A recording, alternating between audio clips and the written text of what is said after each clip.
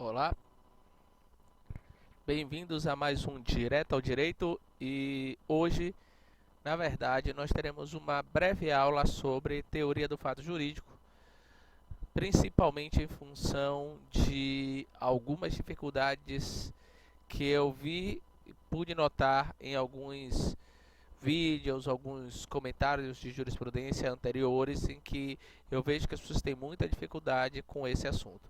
Então, eu vou fazer uma aula um pouco básica, tá? Mas que vai retomar toda a ideia do fato jurídico, analisando os âmbitos de validade, de existência, de eficácia, e depois eu vou fazer outras etapas para abordar o restante do conteúdo, de modo que a gente trabalhe com a nulidade, anulabilidade, bem como com os elementos acidentais do negócio jurídico, e finalizando em prescrição, decadência, que é uma coisa que normalmente também gera muita confusão para as pessoas. Bom, para falar de fato jurídico, primeiro nós precisamos definir o que é fato jurídico.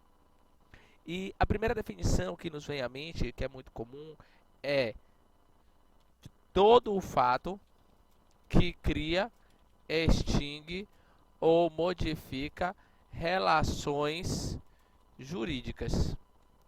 Bom, até aí tudo bem. Essa definição, professor, é correta? Sim, está correta. Contudo, eu costumo dizer que ela é inservível, ou seja, ela não nos é muito útil, por uma razão muito simples. O direito é um discurso imputativo ou prescritivo, não é um discurso causal. Então, veja bem, no direito, eu não estou descrevendo, né, não é um discurso descritivo em que eu descrevo o que acontece na realidade. Ao contrário, eu atribuo condutas, ações, eu crio, né, circunstâncias. E aí, eu não posso identificar um instituto jurídico com base nas suas consequências. Eu preciso identificá-lo com base no que o gera. Veja que nos discursos causais, como na medicina, por exemplo, na engenharia, eu posso identificar uma consequência para fazer, como eu diria, né, de modo não muito preciso, mas uma espécie de engenharia reversa, a partir da consequência determinar a causa. Olha, qual é o sintoma que o seu carro está apresentando? Esse. Então eu vou, a partir da consequência, tentar identificar qual é a causa daquele barulho, daquele problema de ignição, etc. Do mesmo modo, quando você vai ao médico. No direito isso não é possível. A maior prova disso é que a gente cria essa definição de fato jurídico e de tal modo inservível, por isso eu já vou até riscá-la aqui. Veja, ela não está incorreta, mas ela não nos é útil, porque, na verdade, ela vincula-se à ideia de relação jurídica. Então, para eu entender o que é fato jurídico, eu preciso saber o que é relação jurídica, ok? Porque, afinal de contas, todo fato que cria, extingue ou modifica relações jurídicas. Como é que eu sei que um fato criou, extinguiu ou modificou relações jurídicas? Nesse caso, com base nessa definição, sabendo o que é relação jurídica. Mas a definição típica de relação jurídica é aquela que foi criada por um fato jurídico. Então nós ficamos como um cachorro correndo atrás do rabo, à medida em que o fato jurídico, com base nessa definição, depende da definição de relação jurídica. E a definição de relação jurídica depende da definição de fato jurídico.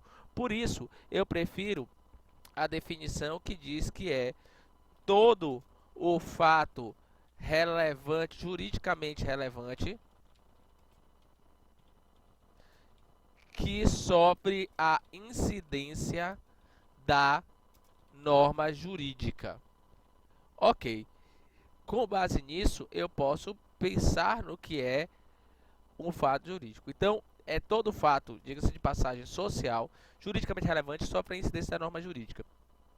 Então, a norma jurídica, na verdade, ela vai incidir sobre um determinado fato social, a partir da aplicação dessa norma, e daí surgirá o fato jurídico.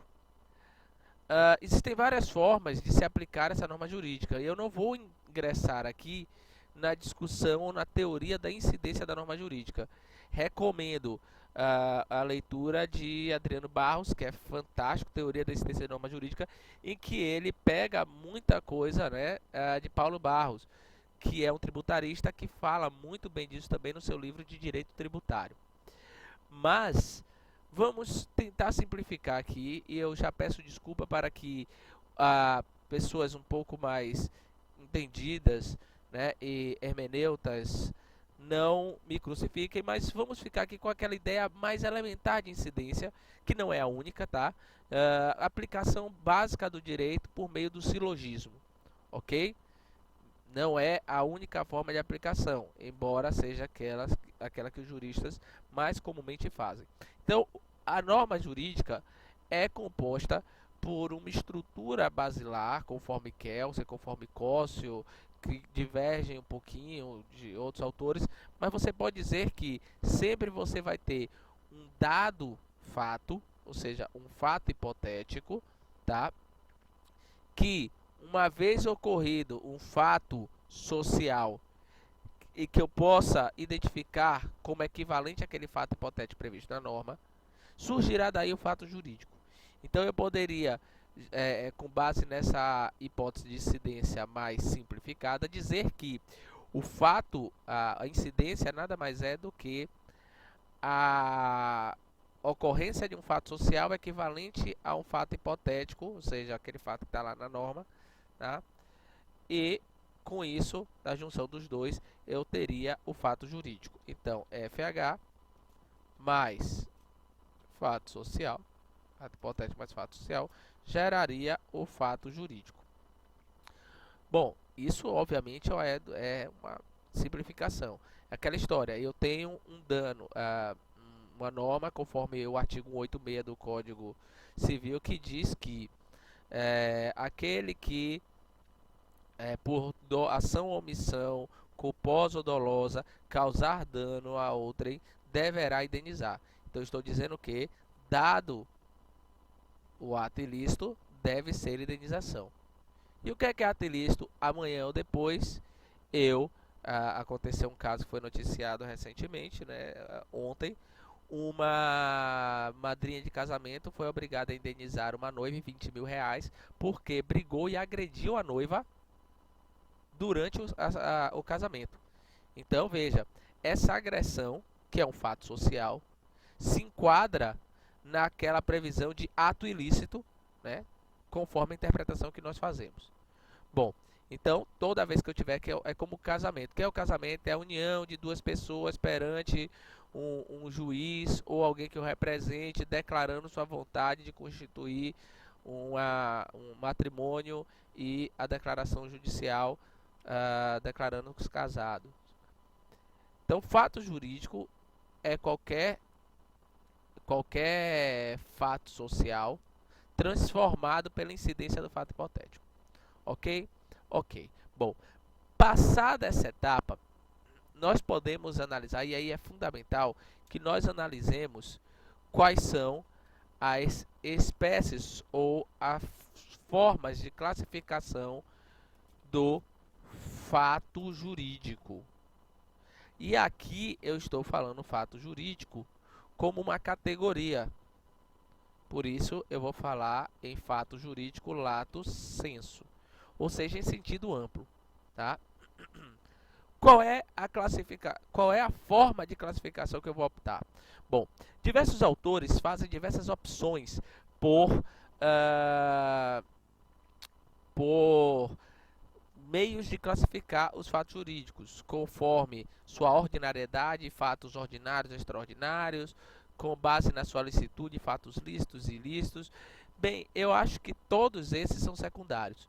A ideia essencial, que remonta a Teixeira de Freitas no século XIX e que é muito bem trabalhada por Marcos Bernardes de Mello na sua Teoria do Fato Jurídico, em 3 volumes, publicado pela editora Saraiva, é de que a melhor classificação se baseia na vontade humana. Então, eu vou classificar o fato jurídico com base na participação voluntária humana ou participação humana voluntária. Ok? Dito isso, eu poderia estabelecer que o fato jurídico se subdivide em fato jurídico stricto sensu. Me perdoem por ter que usar, mas nomes iguais e causar alguma confusão. Mas isso não é culpa minha, obviamente. A doutrina já trabalha assim. E aí, para diferenciar o gênero fato jurídico, que nós estamos estudando genericamente, da espécie fato jurídico, eu trabalho utilizando a expressão sentido estrito ou stricto sensu e sentido amplo ou lato sensu, ok? Pois bem, o fato jurídico stricto sensu é aquele que não tem participação humana, sem participação humana. Então vejam bem, toda vez que eu não tenho a participação humana, tá? Dê um exemplo, professor. Simples. Alguns eventos naturais. Eu odeio dizer um raio cair, uma enchente, etc. Por quê? Porque esses fatos são fatos sociais. Lembre-se, a queda de um raio, ou relampejar a chuva por si só, não é um fato jurídico. Ela só é um fato jurídico quando, nas circunstâncias em que ela ocorre, existe uma previsão normativa anterior, transformando aquilo em fato jurídico. Por exemplo, o simples fato de um raio cair não causa nada, não gera problema nenhum. Mas um raio cair causando a queda de uma árvore ou causando a destruição de algum objeto que estava sob seguro, aí já entra no mundo do direito, tá? O decurso do tempo. O decurso do tempo, em diversas circunstâncias, possui relevância jurídica. Por exemplo, você fazer 16 anos. Quando você completa 16 anos, você adquire, em regra, né, como regra geral, a capacidade relativa na esfera civil, bem como adquire também a capacidade para votar, capacidade eleitoral. Aos 18 anos de idade, né, ou seja, o decurso de 18 anos entre o seu nascimento, né, até aquele momento, vai fazer com que você adquira a capacidade civil plena, vai fazer com que você adquira a capacidade de trânsito, né, para dirigir, conduzir veículos automotores, e também vai fazer com que você adquira a imputabilidade penal, né, a maioridade penal. Então, são circunstâncias em que não há participação humana. O nascimento é considerado assim também, tá? A morte, quando não é provocada, enfim. Além disso, existe o chamado ato-fato jurídico. O que é esse ato-fato jurídico? Existe a participação humana involuntária ou cuja vontade é irrelevante. Ou seja, eu posso ter uma conduta humana involuntária. Professor, gostaria de exemplos, por favor? Pois não. Vou dar exemplos aqui já fazendo a subdivisão do ato-fato, que pode ser ato-fato aquisitivo. Eu vou começar pelo caducificante. Caducificante.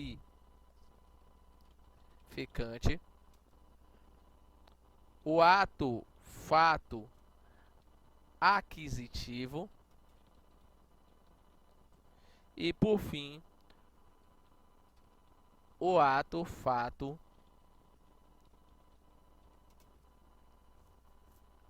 indenizativo. O que é o ato-fato caducificante? A prescrição ou a decadência. Vejamos bem, que coisa bastante interessante, né? não preciso aqui trabalhar ainda com a ideia de prescrição, porque já existe uma ideia geral sobre o que é prescrição. É o decurso do tempo que faz com que você perca o direito de ação, ou alguns vão dizer o direito, enfim. Não importa que agora diferenciar prescrição e decadência. O importante é saber que você perde o direito, seja o direito em si ou o direito de acionar, né, alguém, em virtude do decurso do tempo sem que nenhuma providência seja tomada. Bom, para o direito, pouco importa se essa ação sua, que ação, professor, você está falando? Na verdade, a ação, no sentido jurídico e no sentido social, ela pode ser comissiva, ou seja, positiva, ou omissiva, negativa. Então, o que é uma ação? Ação ou conduta é a manifestação de uma vontade, tá? É a externalização de uma vontade. Essa manifestação, essa externalização da vontade pode ser comissiva, positiva, então eu vou lá e faço algo, ou pode ser omissiva, eu vou lá e deixo de fazer algo. São duas condutas. Ficar parado é uma conduta. Por isso que a gente costuma até dizer, né? Se acontecer alguma coisa em que você narra um fato em que você devia ter agido, ter feito alguma coisa, e aí seu interlocutor te pergunta: "E aí, o que é que você fez nesse caso?" Quando você viu aquela cena, você diz: "Eu não fiz nada." O que é que muitas vezes a pessoa vai dizer se ela te condena e condena a sua omissão? Ela vai dizer: "Você agiu errado." Porque você agiu omissivamente, se omitindo. Então veja, é uma omissão, então é uma conduta. Essa conduta omissiva, no caso da prescrição da decadência, não interessa para o direito se ela foi voluntária ou não. Não interessa se por acaso você teve algum problema, você esqueceu, você nem sabia, enfim. Ou se porque de fato você realmente não pôde ingressar com a ação. O fato é que decurso do tempo, sem providências tomadas, geram a prescrição e a decadência. Ok? Um outro exemplo, né, de a participação humana, uma conduta humana involuntária, seria, por exemplo, no caso do ato-fato aquisitivo. O que é o ato-fato aquisitivo? Suponhamos que uma pessoa que seja absolutamente incapaz, uma pessoa com um autismo, né, um autismo em grau elevado, um savantismo muito avançado, uma pessoa com Alzheimer em estágio avançadíssimo, quase incapaz de perceber quem ela é, etc.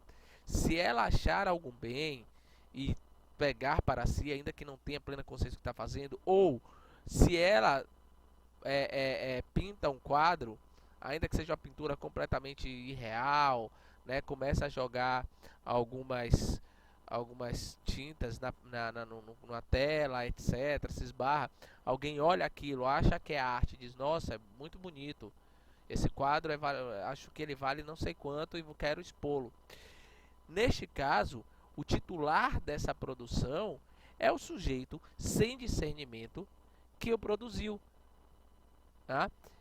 Essa pessoa não tem vontade para o direito, não tem discernimento, mas ainda assim é capaz de praticar fatos aquisitivos. E existe também a possibilidade do chamado ato-fato indenizacativo, que é muito curioso porque ele é previsto, sobretudo no inciso 2 do artigo 188 do Código Civil, né?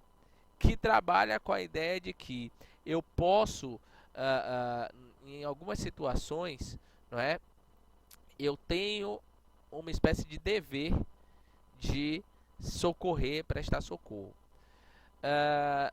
Suponhamos, e aí muita gente que não sabe vai ficar chocada, mas suponhamos que eu veja alguém gritando por socorro numa casa que está, não é, em chamas.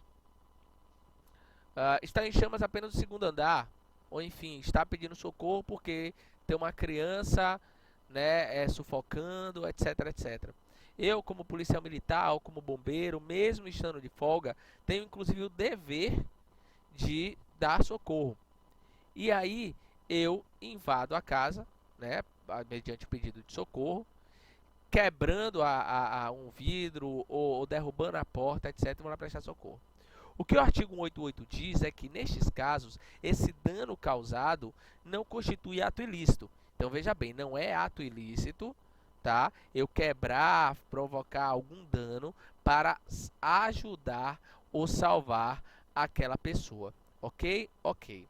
Mas, o que é bastante peculiar é que o artigo 931 ou 932 vai dizer que, na hipótese do artigo 188, inciso 2 do mesmo Código Civil, se não foi a própria pessoa que sofreu dano no seu bem ou na sua integridade física, né, que causou as circunstâncias que a colocou em perigo, ela pode exigir do seu benfeitor indenização. Ou seja, eu não tinha... Imagine no caso de eu ser bombeiro ou de eu ser um policial militar.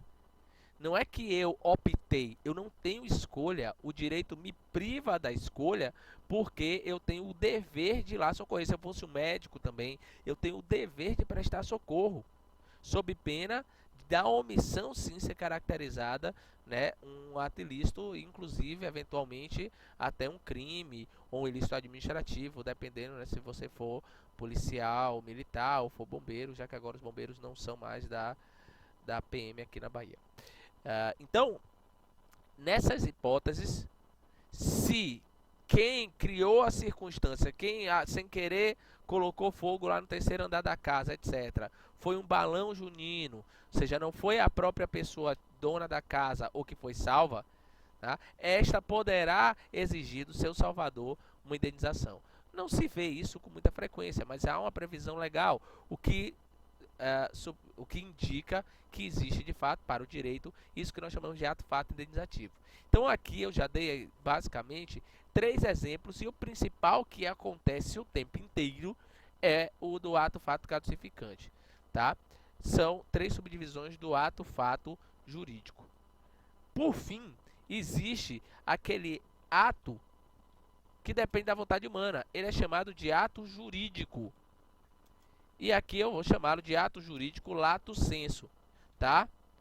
Porque ele tem participação humana voluntária.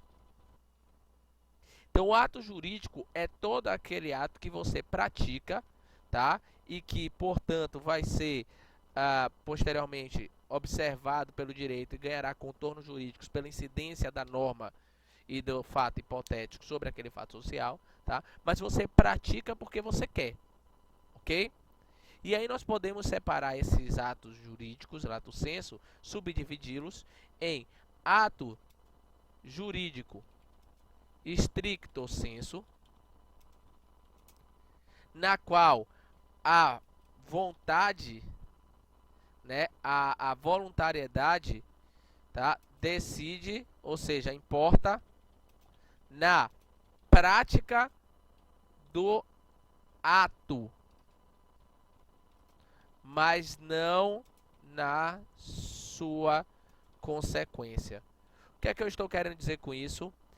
Na prática, o que nós temos é que o ato jurídico stricto sensu, ele possui, certo? Uma característica bastante peculiar. Você é o tipo de ato que você opta pela prática, embora as consequências estão todas previstas na lei. Você não decide quais são as consequências advindas do seu ato. Exemplo, professor. Pois não. Quando você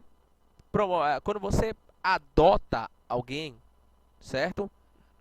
Você não pode escolher, estou aqui adotando, mas eu quero adotar uma criança apenas para fins patrimoniais, ou apenas para fins afetivos, ou dizer, olha, eu quero adotá-la durante um determinado prazo, depois desse prazo eu não quero mais adoção. Ou então condicional, olha, eu quero adotar essa criança para cuidar dela, gerir, fazer tudo, mas eu não quero que ela seja minha herdeira. No momento que você, ou então quero que ela seja minha herdeira, né, para fins de adoção, mas não quero ter o dever de assistência material. Na verdade, quando você pratica o ato da adoção, tá? O que acontece é que aquela criança se torna seu filho indistinguível dos seus filhos ditos naturais, biológicos, ok? Então, na verdade, o ato de adoção tem as consequências. Assim como o voto. Eu voto num determinado candidato, mas eu não posso escolher, olha, eu quero escolher esse candidato, mas não pelo período de 4 anos, eu quero dar um voto de 2 anos nele. Não, não pode. Você vota, escolhe quem você vota, você não vota e pronto. Tá? As consequências do voto, ou seja, os poderes que são outorgados ao candidato em quem você vota, estão previstos na lei. Você não escolhe quais são os poderes que você outorga à pessoa em quem você vota nas urnas nas eleições. Do mesmo modo que você não escolhe as consequências da adoção, elas são previstas em lei. E aí se distingue o ato jurídico stricto sensu do negócio jurídico. Porque o negócio jurídico, ele, na verdade, tem a vontade definindo, a vontade define a prática do negócio, bem como a maioria, observe-se, né, essa observação, a maioria das suas consequências. O que é que se quer dizer com isso? Bom, no caso de um contrato, por exemplo, né, um negócio jurídico mais comum, compra e venda, eu escolho o que eu compro, eu e a outra parte, nós decidimos quando é que o bem será entregue, onde ele será entregue, qual será o preço, como será pago, quando será pago. Vamos pensar na locação, eu decido o prazo em que durará a locação, eu decido as circunstâncias, eu posso sublocar uma parte ou não posso, as reformas correrão por conta de quem, existe previsão legal, mas eu posso dispor a esse respeito no contrato. Então, os negócios jurídicos, você pode volitivamente, ou seja, a sua voluntariedade define não só se você pratica ou não negócios, como a maioria das suas consequências. Por que eu estou dizendo a maioria? Eu botei aí a maioria entre parênteses. Porque, obviamente, em diversos casos, a gente não vai ver isso agora, nós vamos ver isso no item 3.2, não é? Na verdade, mais especificamente, a partir do item 4, quando a gente vai falar de nulidade, anulabilidade.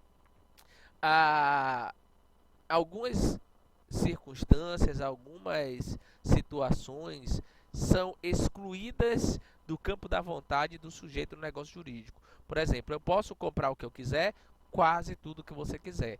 Obviamente, você não pode comprar um bem que não pertence ao vendedor. O direito estabelece lá que você não pode adquirir órgãos humanos. Você não pode negociar a herança de pessoa viva. Né? Então, assim, existem algumas limitações. Existem algumas limitações de forma, não é? Alguns contratos, às vezes, dependem de uma forma mais especial, como escritura pública, no caso de compra e venda de imóveis acima de 30 salários mínimos, não é? E negócios envolvendo imóveis acima de 30 salários mínimos. Enfim, existem algumas limitações, mas que são pontuais, não são regras, são exceção, vigendo a autonomia da vontade. Observe-se que o negócio jurídico ele pode se subdividir em contratos e também se subdivide em declarações unilaterais de vontade. Qual a diferença? Os contratos sempre dependem de duas vontades para serem celebrados. Ou seja, eu preciso que ambas as partes concordem com a prática daquele ato. E as declarações unilaterais de vontade não precisam. Uma só vontade é suficiente. É importante salientar que, por vezes, nós podemos ser confundidos com essa ideia. Porque, veja bem, eu gosto de pegar o exemplo da doação. A doação é um contrato. Por quê? Porque se eu viro para alguém e digo, olha, eu quero te dar este bem aqui. Qualquer bem, olha, eu quero te doar este computador. A pessoa vai dizer não, obrigado. Se a pessoa diz não, obrigado, dali a um dia ela vira e diz assim, poxa, me arrependi. Ou então saiu da porta, voltou, ela diz, não, eu quero. Já era. Eu não preciso mais honrar aquela promessa que tinha feito, porque ele não quis celebrar o contrato. Eu não estou obrigado. Porque a minha obrigação de doar só surge no momento em que a vontade dele se coaduna com a minha. Veja como é diferente de eu chegar e de fazer uma promessa de recompensa, que parece uma doação, mas não é. Uma promessa de recompensa, eu digo, olha, quem achar um determinado cãozinho, ó, meu cão se perdeu.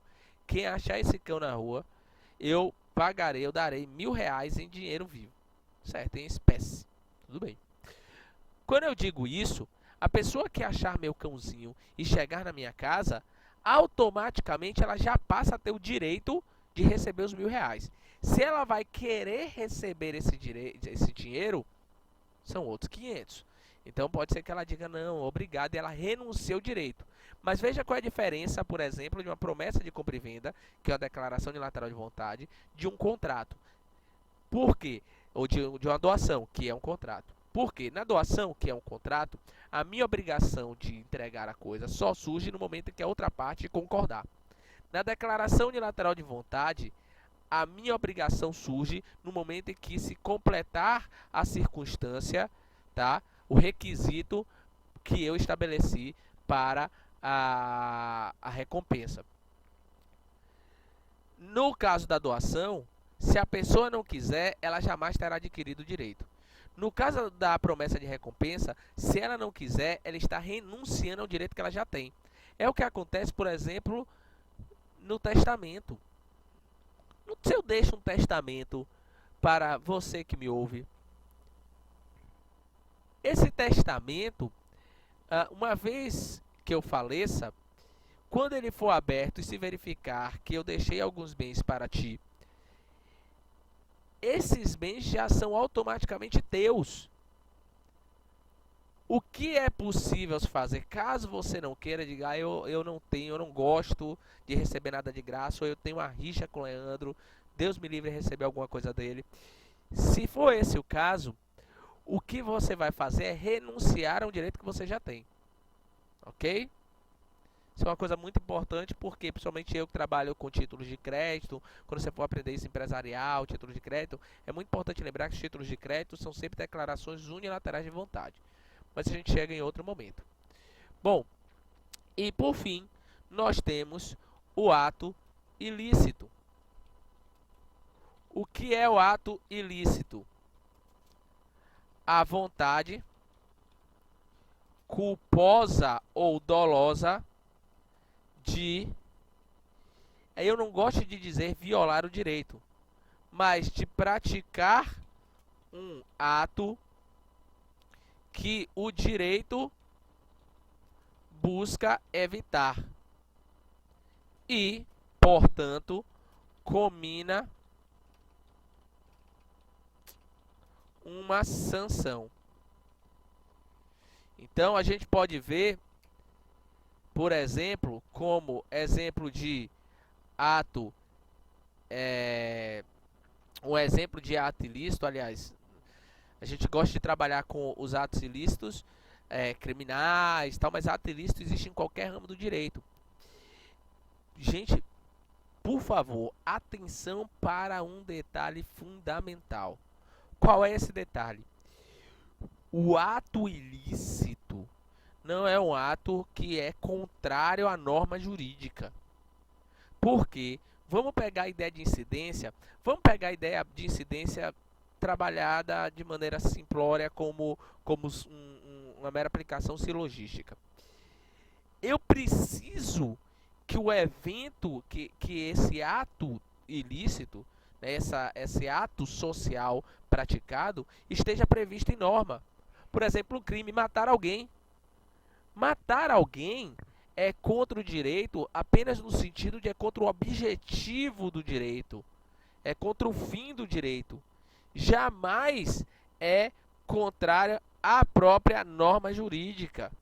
Por que eu estou fazendo questão de dizer isso? Porque se não houvesse uma norma no artigo 121 do Código Penal dizendo que matar alguém gerará sanção, ou seja, dado que você mate alguém, deverá ser punido, ou deverá ser punido com a reclusão de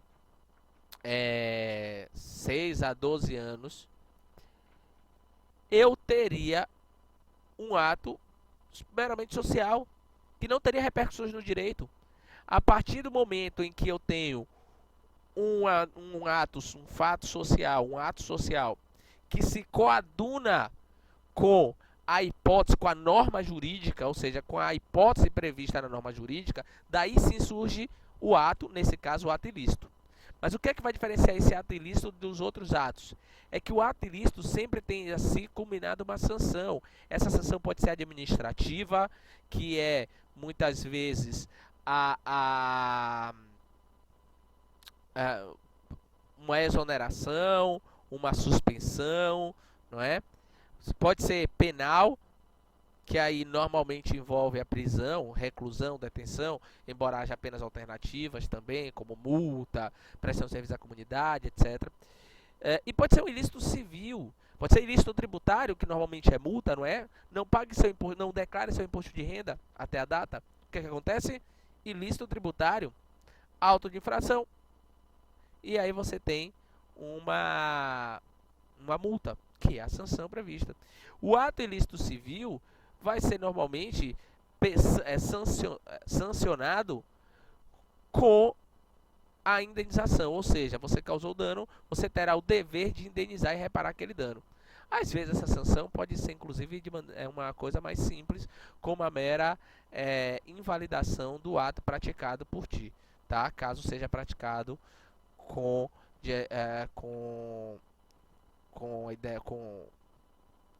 caso seja praticado como ato ilícito, ok? Então assim, fechamos essa parte de classificação. Continuarei no próximo vídeo a analisar, no caso, os planos de validade, para que a gente possa entender o fato jurídico, quando é que o fato jurídico nasce, veja bem, ou seja, existe, a partir de quando o fato jurídico tem validade ou não, e a partir de quando o fato jurídico tem eficácia ou não. E aí é que está o cerne da grande confusão que se traz no direito, porque não se dá o devido valor à teoria do fato jurídico. E aí lá na frente, quando você vai discutir outras temáticas, como recentemente eu estava discutindo uma decisão do STJ, né, e publiquei uma crítica ao STJ sobre a questão da nulidade ou anulabilidade de uma compra e venda, e eu disse que o STJ cometeu um equívoco, porque o STJ resolveu dizer que uma compra de um bem que já é seu é anulável por erro, quando na verdade eu vou demonstrar, inclusive vou usar esse exemplo para demonstrar pelo plano de validade, que ele não é anulável, ele é nulo. Por quê? E aí a gente vai analisar isso no próximo vídeo, quando analisarmos os planos de existência, validade e eficácia do fato jurídico, ok? Até o próximo vídeo.